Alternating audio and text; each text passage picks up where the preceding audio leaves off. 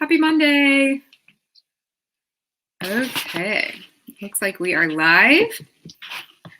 All right, so happy Monday, happy President's Day. Hope everybody is having hopefully a lovely day off. But today I wanted to do kind of a short and sweet live with a very specific topic, which is all about this concept of the uniform. And do you need a uniform? Does your team need a uniform? What does that really look like? And just a reminder for any of you who happen to watch this and are really looking to up-level the way you look on Zoom, I just want to remind you, if you're not already, to join us over in the Zoom Proof Your Brand Facebook group. There's a couple of other trainings that are already in there that can take you through how to create a background, how to figure out what to wear, all of the things. So if you're not already in there, hop over there and request to join, and we'll be sure to get you in there. Okay, so today is sort of prompted by questions that I am getting over and over again with this concept of the uniform. Do you need a uniform? If so, what does it look like? Does your team need a uniform? What do we need to do here? So that's what we're going to dive into today. But before I kind of directly answer those questions, I want to give you a little bit of the way I like to think about a uniform. And it's really super simple. It's literally a strategy. Okay. So it's a strategy to conserve mental energy by not having to actually figure out what to wear. It's a way to make sure that the experience and the way that people are experiencing your brand, even through a screen, just in a tiny box, is actually on brand, and it's on target with what you desire it to be.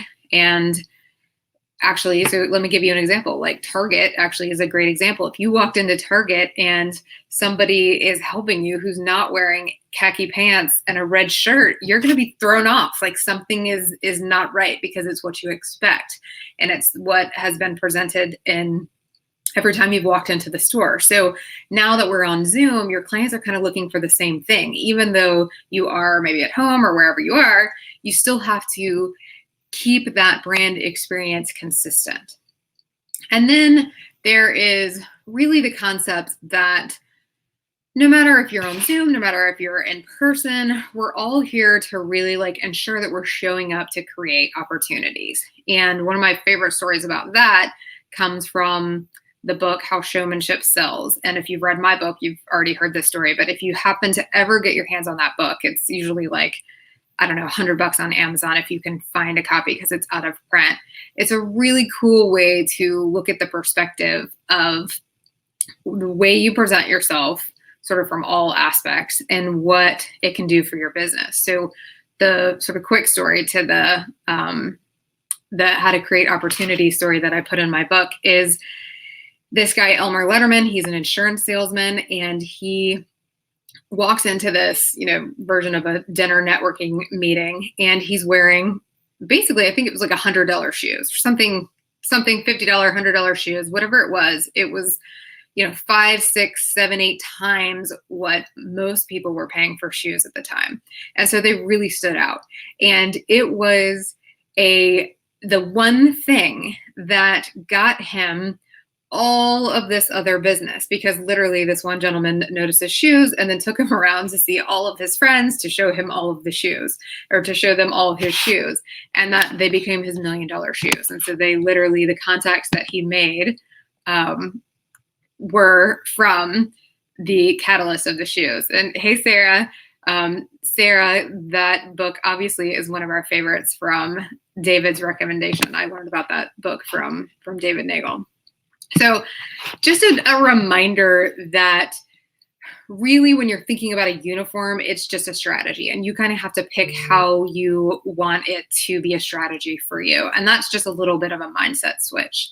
And I think a lot of times when we're thinking about a uniform, you want it to either be a savior for not knowing what to wear, and you just want to walk into your closet and figure it out, which it totally can be, or something that's going to eliminate the problems that, maybe you're having with staff showing up looking a certain way. But really, we're going to kind of reverse that and think about it as really just a strategy to create opportunities. And that's how we're going to look at these 3 questions today. Do you need a uniform? What does it look like? And does your team need a uniform? So I'm actually going to reverse this a little bit, and I'm going to start with the concept of, does your team need a uniform? And even if you are listening or watching later and you don't have a team, I encourage you to actually stay with me, because the concept is very similar to figuring out if you need a uniform. And so that's where we'll start. So it kind of has a two-part answer of, does my team need a uniform? And part one is that I highly caution you to go sort of just create a blanket, like everybody's going to wear this certain shirt, it's going to be branded, we'll all have a button down, we'll all look the same. But I encourage you to create very, very clear standards for what you want the team to look like on Zoom. So let's start with the cautionary tale first. So a lot of times people will come to me and be like, I'm having these problems with the team. I want people to show up looking on brand. Maybe I need a uniform.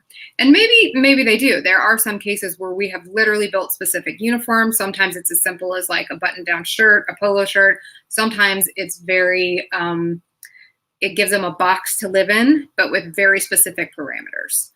Certain colors, certain styles, certain whatevers.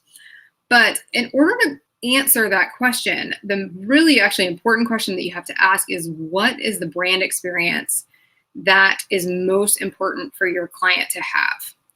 And right now, if people are interacting with you mostly on Zoom, then a lot of your brand experience is coming from literally your showing up on Zoom, both you and your team.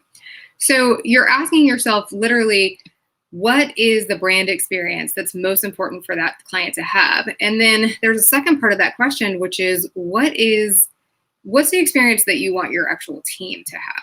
So let's look at some examples. Like Chick-fil-A is one of the best examples of extreme efficiency. I mean, you're seeing all over the place where Chick-fil-A managers are being asked to help with vaccine rollout, with all sorts of stuff happening with COVID, because they have nailed efficiency. I would love to see the numbers of my Chick-fil-A that's near me, because they have got to be busier than they ever were, and nobody's even going in the dining room. So, they have extreme efficiency. So it makes complete sense that every single person has this very efficient, consistent way to look. I have a client who is a lawyer who's kind of really just changing up the industry that he's in. And it's really, really important that their clients experience this very technology-based, very streamlined, super, super efficient experience. So his team is actually one of the ones where we went in and said, all right, it is most strategic for you all to look a very specific way. And they all have, 2 or 3 branded shirts that's how they show up in. So that way, no matter who answers the call, who's up on Zoom, who's talking to whatever, they are getting the exact same uniform brand experience. So for him, it makes total sense.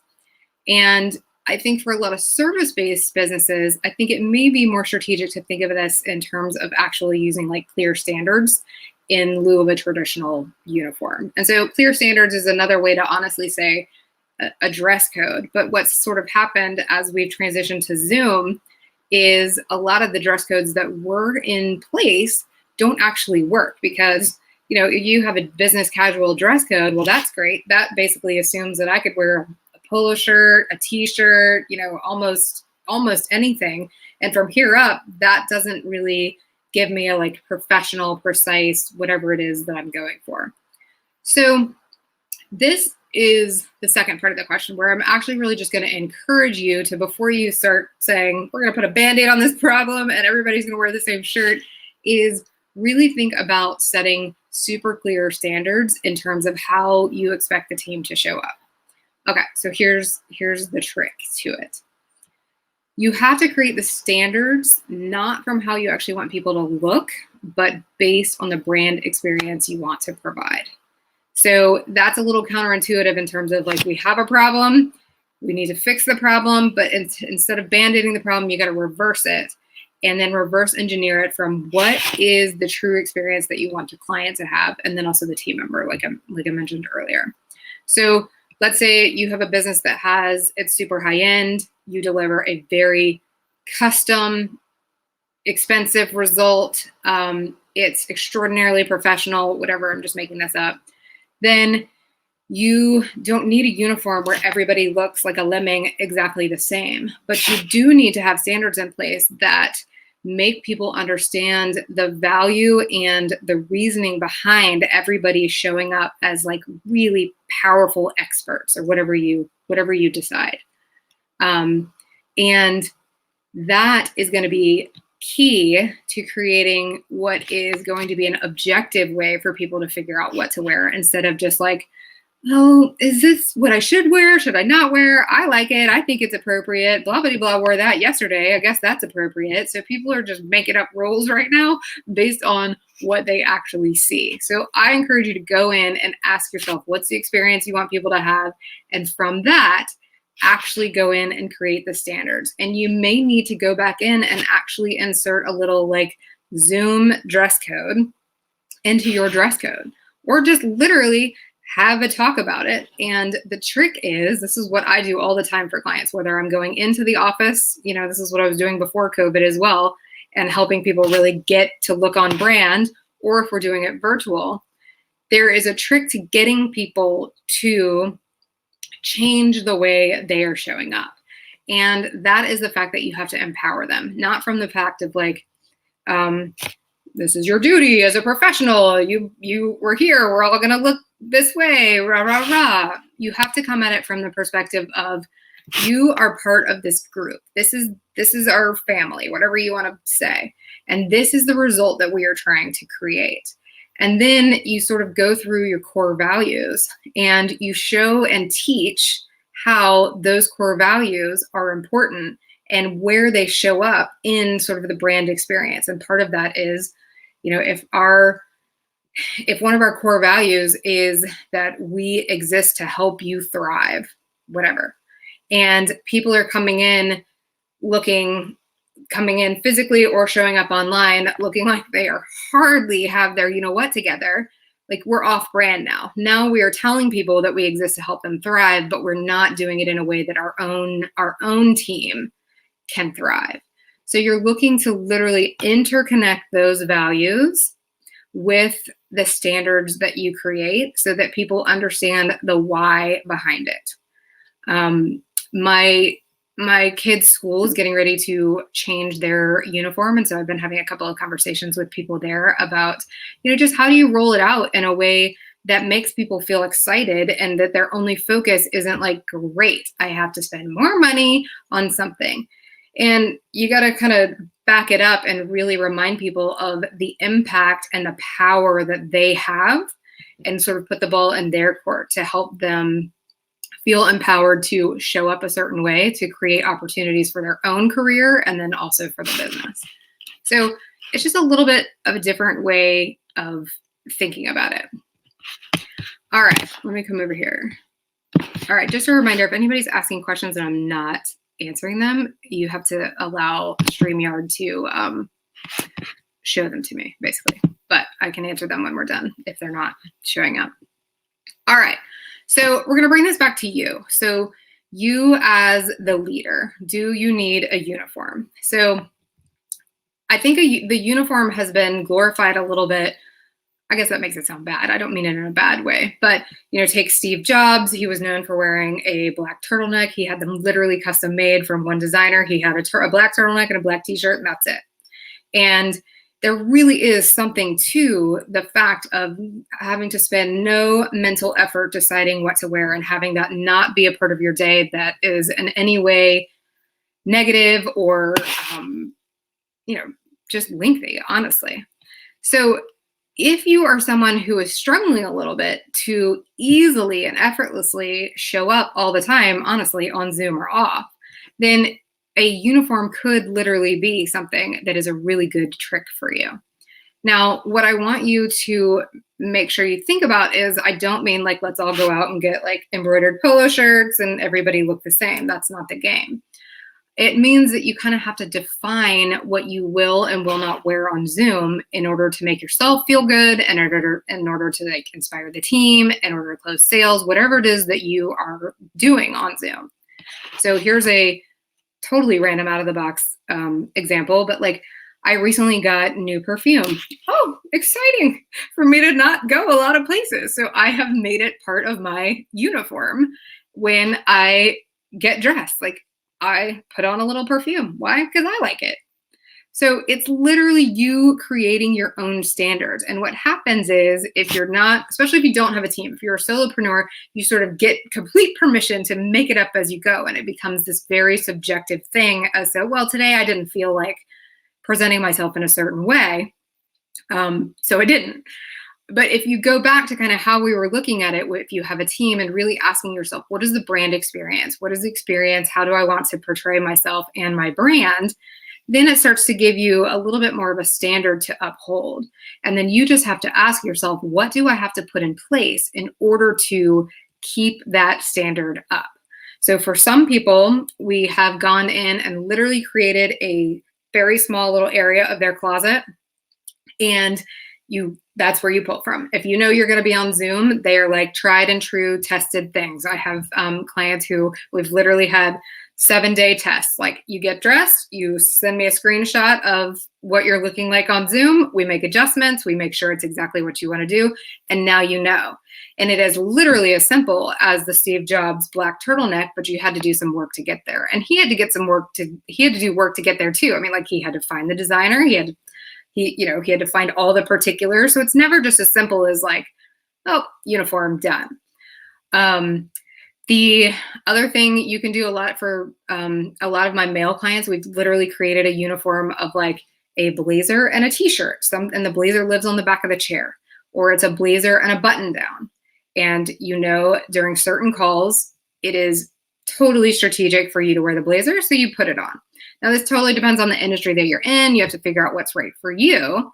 There are some clients I have that I've been like, absolutely do not wear a blazer.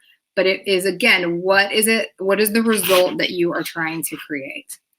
And then you just got to make it easy. So for me personally, I mean, my Zoom uniform is literally a blouse and a jacket. And so I don't have to spend much time figuring out what to wear for Zoom, because I know I'm only looking in those categories.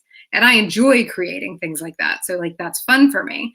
But if it's something that is not coming to you quickly and easily, then start to create just a very small section of your closet that looks good on Zoom. You go back to the like very silly trick, you feel funny, but you get on your own Zoom link and you just have a look at yourself and you're like, okay, this necklace looks weird, or this shirt looks great, or wow, I'm wearing a polo shirt that makes me look like every other golf pro on the planet. And that's how you test it. So you put a little bit of effort in so that you end up with, XYZ pieces that work. So that's just a little snippet. I wanted to keep this pretty short and sweet. If anybody has any questions, feel free to ask. But I think the key to this uniform concept is really how you are thinking about it. And absolutely, you can have the mental ease that you are looking for. It's just a matter of putting the work in ahead of time to make sure that you're not creating a Band-Aid, that you're actually creating a strategic plan that is going to get you the results that you want. Because right now we are using Zoom kind of for two things. It's one, to grow the business, and it's two, to keep the growth that we have. I'll totally butcher this, so I'll just give the essence of it. But there's a Grant Cardone quote that he basically says something like, it's not the game of getting the success, but it's the game of keeping the success. And that is where Zoom can give you and your brand the most power right now, because your competition, half of America, everybody is just over it and lazy. And I don't mean that in a bad way, but just like, you don't want to have to get dressed and put on all the things and do all the things to truly show up for the opportunities. And the people that do are noticed, and the people that do are getting opportunities, and the people that do are keeping the success that they have, which is really important. So, all right, happy Monday, guys. Let me know if you have any questions. If you're not already in our Zoom Proof Your Brand Facebook group. Pop over there. We've got some fun stuff happening, and I look forward to seeing you next time. Bye.